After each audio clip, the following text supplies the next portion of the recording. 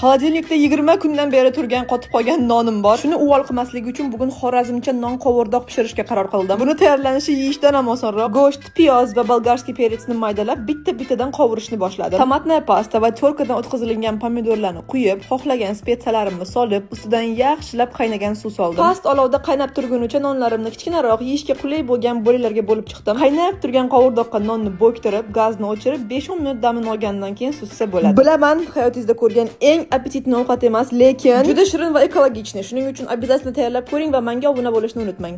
Xolodilnikda 20 kundan beri turgan qotib qolgan nonim bor. Shuni uvol qilmasligi uchun bugun xorazmcha non qovurdoq pishirishga qaror qildim. Buni tayyorlanishi yeyishdan ham osonroq. Go'sht, piyoz va bolgarskiy persni maydalab bitta-bittadan qovurishni boshladim. Tomatni pasta va tyorkadan o'tkazilgan pomidorlarni quyib, xohlagan spetsiyalarimni solib, ustidan yaxshilab qaynagan suv soldim. Past olovda qaynab turgunicha nonlarimni kichkinaroq, yeyishga qulay bo'lgan bo'lilarga bo'lib chiqdim. Qaynab turgan qovurdoqqa nonni bo'ktirib, gazni o'chirib, 5-10 minut damini olgandan keyin suzsa bo'ladi. Bilaman, hayotingizda ko'rgan eng apetitli ovqat emas, lekin juda shirin va ekologichniy. Shuning uchun обязательно tayyorlab ko'ring va menga obuna bo'lishni unutmang.